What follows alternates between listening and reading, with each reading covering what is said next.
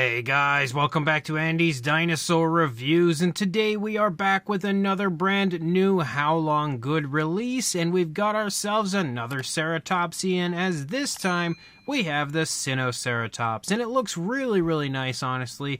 Probably one of my favorite Ceratopsians to come from Haolonggood so far. If you ask me, I think both of the sculpts look nice. We've got a little bit of life to it with the tilt and the open mouth and everything to the head, and on top of that, two really beautiful looking paint schemes. And as you can see, the box art is pretty much like you would expect. You've got two images here on the front of the different variants of the Sinoceratops. You can also see, again, we've got 1/35th scale and the Haolonggood logo. Over here, the same thing, pretty much just slightly different when it comes to the way that they've put like the text and stuff on it. And then up here on the top, you can see some images of some of the other figures that are in the Haolonggood range, but I do like that on this Sinoceratops box here, we have basically advertising quite a few different Ceratopsians that are out from Haolonggood, which are the Sinoceratops, Pentaceratops, Pachyrhinosaurs, and the Cosmoceratops, which was the release prior to this. So as always, let's pop these boxes open and check them out. So here is the first variant, and then here is the second variant, and I will say these are both beautiful looking. Again, sculpt-wise, they are really nicely done, and they may be some of the nicest painted Haolonggood figures. At least this one, for sure, I would say is one of my favorite when it comes to paint jobs that Haolonggood has released so far. The only thing I can see straight out of the gate that I'm not a big fan of is how obvious the neck seam is. It's super obvious on this one. I remember it being kind of obvious on the Cosmoceratops, but it wasn't quite as obvious as I'm seeing on the Sinoceratops. But outside of that, I think they both look really beautiful, so let's jump to a closer look and check them out from there. So we'll begin with the flashier of the two, because this is the one that I think I like a little bit more. And you can see the head sculpt looks really nice. We've obviously got the mouth of our Sinoceratops wide open. I don't know for sure what's going on in the life of this dinosaur right now, but it looks like it's pretty panicked about it. I mean, it could be fending off another rival Sinoceratops, but I certainly get the feeling that maybe it's trying to fend off a predator. It just has that look to it, and with the mouth and how wide open it is, it has that look of fear, I would say, to the face. So I really do quite like that. And you can see that the sculpt looks great when it comes to the fine detail. We have some very fine skin texture. You can also see how the movement is shown considering the open mouth. That looks really nice. You can see the nostrils sculpted out right there. And we also have the eye sculpted really beautifully and painted nicely. You can see there's a very nice gloss coat on the eye. And another thing you'll notice is that the dark wash is present on this one, and it's very nicely present. I think it just absolutely amps up the realism, and the paint in general absolutely highlights the detail in a perfect way. We have some very nice, like, slight reddish tones here for the face, but then as you transition down, you have a nice kind of a yellowish green, and it is extremely smooth when it comes to that transition.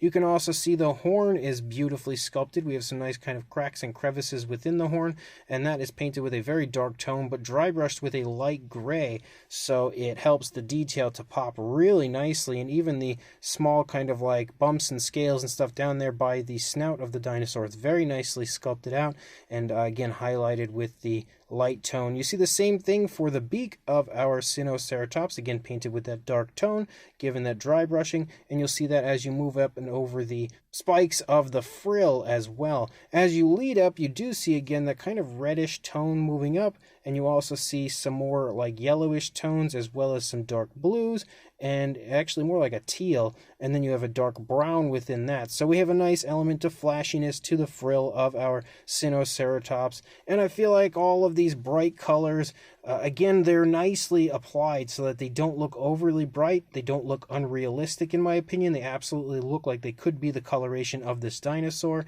and it's impressive when you can take tones like reds and yellows. I think reds maybe more so, but yellows and blues, and put them on dinosaurs but make them look natural. Haolonggood absolutely has done that perfectly with this release. But you can again see how nicely they've highlighted all of the detail on this side of the head as well, and even leading up here into the frill. Again, they've added some nice dry brushing techniques to make that scale detail pop even more as you move along. You can also see a darker tone that kind of follows along the outer edge of the frill of our Sinoceratops. We also have the mouth in an open position, as we already mentioned. You can see the tongue on the inside of the mouth, and you can see some detail, if my camera would focus, some detail there on the inside of the mouth. On the upper side, we've got the teeth back there. It's a little hard to really tell if the teeth are actually painted or not. They actually kind of look like they might be, but it's just really hard to get back there to see that far back into the mouth of that ceratopsian.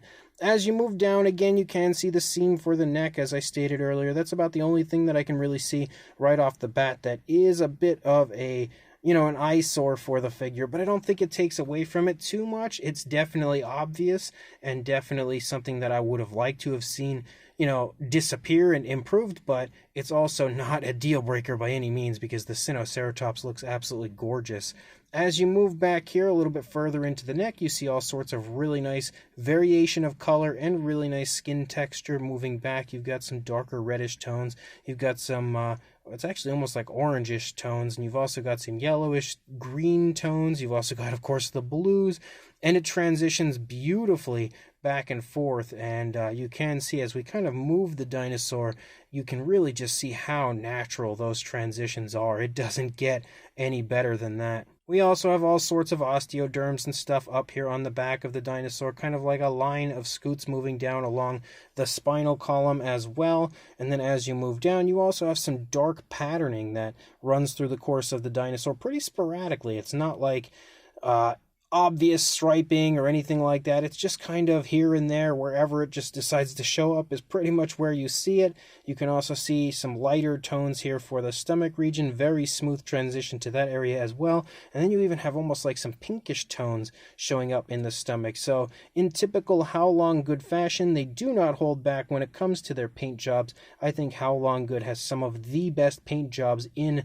this business of dinosaur figure collecting. Like, it just, they always deliver, I think, when it comes to their paint jobs. As you move down here onto the underside of the Sinoceratops, you can again see the nice lighter tones, but you can also see the pinkish tones kind of blending in there as well, and the dark wash really highlighting all of that. As you lead down here into the front leg, you can kind of see how the dinosaur is all tensed up. You can really see some tensing in this leg. You've also got the nice foot sculpt. We do transition to a darker tone for the foot, and we have some really light tones, kind of like a light gray for the nails, which is pretty cool. You can see currently this foot is supporting the front, basically half of the dinosaur, as this foot is lifting up off of the ground, so that also explains why this leg is tensing so much. You can see the skin stretching off of the stomach as well.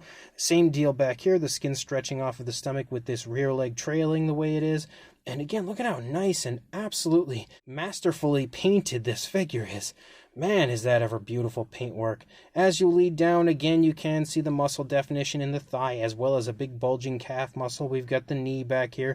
We do transition to a dark tone for the foot again, kind of like it looks like a black. And then you have the light coloration there for the nails. And then we lead back up here into the tail. And at this point, the patterning, that darker patterning that we see that's just kind of sporadically placed, has turned into a striping effect. As you lead out the length of the tail, you do have that striping effect occurring, and you can also see a really nice curve to the tail. And just look at how nice and naturally that, well, you could if my camera would focus, how nice and naturally that striping effect is applied.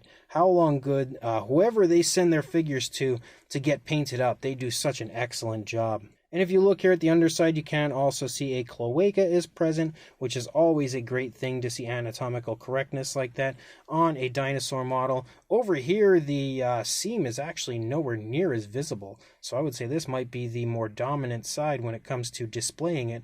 But you can see again as we lead back, we have all the same types of tones of color, various tones moving back from the neck toward the shoulder area as we reach that blue. You can see this leg again is lifting up and also slightly twisted, sort of tilted, as it is, of course, moving along. I don't know if it's backing up or charging in, but it's definitely on the move. We can see that. We also, again, have the lighter tones here in the stomach. You can kind of see how the skin is kind of bunching up right there behind the leg, absolutely bunching up as the rear leg takes that, well, either takes the step forward or the dinosaur is backing up into the leg again. You can see how the skin is wrinkling and creasing right there. We also have some more of that right up here on the top of the leg, right in front of the thigh. And then you again have that huge leg right there, that huge rear leg with the very impressive muscle definition. Again, the nice looking foot sculpt. And we lead out there through the length of the tail, again with that nice striping effect and a nice curve. So that is definitely one of, if not the single best Sinoceratops models now in my collection.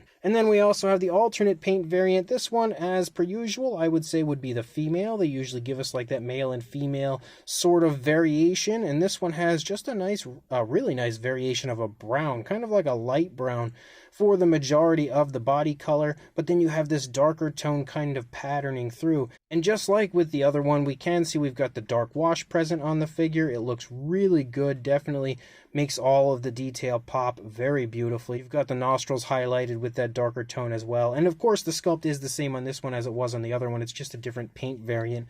So no need to discuss the actual sculpt this time around, just the paint apps and how they differ from the first one. We have the darker tone running down into the beak, and same deal up here for the horn.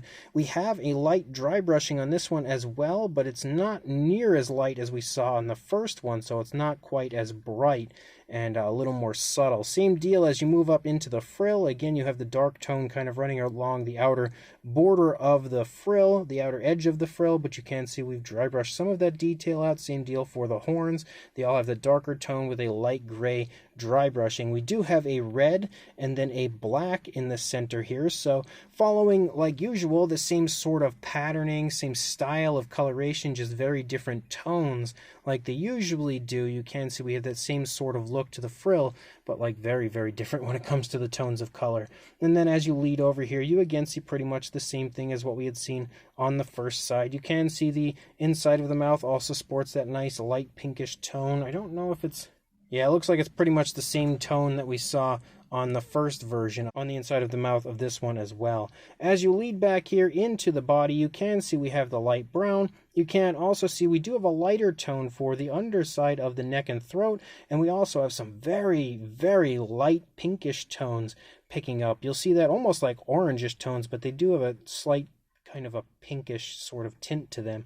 But you can see them very nice, very subtly showing up in different areas of the underside, even leading up here into the stomach region of the Sinoceratops, as well as that lighter tone there, which is just an ever so different shade, an ever so lighter shade of color compared to the brown that we have for the majority of the body. You can see we do transition to a darker tone for the feet, just like we did on the first version. Again, looks to be either a very dark brown or a black, and then again the light tones for the nails, just like we saw in the first version.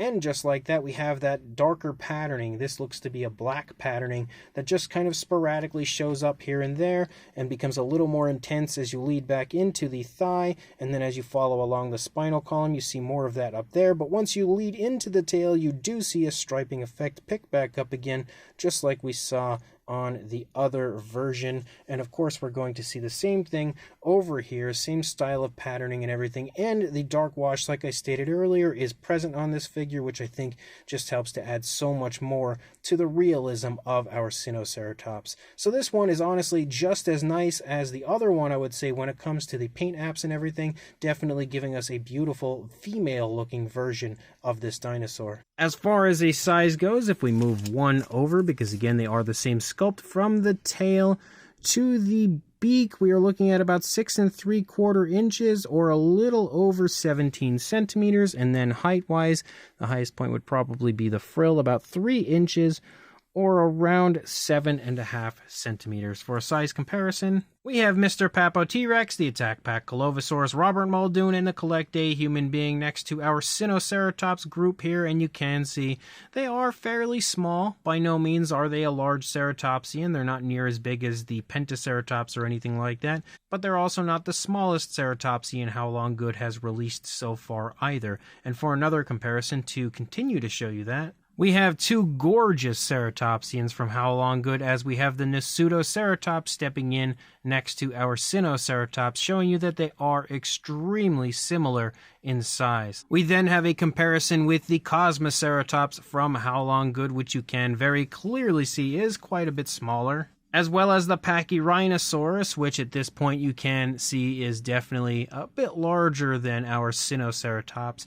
But for a very interesting comparison, we have the PNSO version of the Sinoceratops next to the Haolonggood version, and I must say, it's not every day that you find somebody that can outdo PNSO, but honestly, I would say I like the Haolonggood version of the Sinoceratops better than the PNSO version, which is really saying something. I just absolutely love not only the sculpt, but the colors and everything on this Haolonggood version. Of course, the PNSO version is nice, but the Haolonggood version, in my opinion, is superior, and you can see that the PNSO version is just a little bit bigger. We also have the Ouranosaurus from Haolonggood, a figure that I love bringing in for comparisons because I know it is a very popular release from them. And then one final Haolonggood comparison, we have the Allosaurus stepping in here for a comparison next to the Sinoceratops, again showing you that the Sinoceratops does have a fairly decent size to it, but is still a little bit on the smaller side when it comes to the Ceratopsians in the Haolonggood line. So this brand new pair of Haolonggood Sinoceratops are both awesome. And I would probably say my favorite ceratopsian, well, maybe. I mean, the Pseudoceratops would be really hard to beat out. It's either my favorite or right after the Pseudoceratops. It's just too hard to choose between those two. But when it comes to the ceratopsians that Haolonggood has released, it is as high up on my favorite list that it could possibly get. The sculpt of both of these is super nicely done, really highly detailed, as every Haolonggood release is. And of course, something that I would say that Haolonggood is famous for at this point, we have awesome paint apps for these. Both of them have, again, that male and female look, which I love. Cannot even stress enough how much I enjoy the fact that Haolonggood consistently does that, releases a male and female paint variant. Now, they don't actually label it that way, but it's pretty obvious to me what they're going for. And both of them look extremely natural. And again, the fact that they have that dark wash applied to both of them is something I am a massive fan of. I'm so happy to see it on both of these figures. I think it just really takes them from looking like a very cool model to a living dinosaur consistently.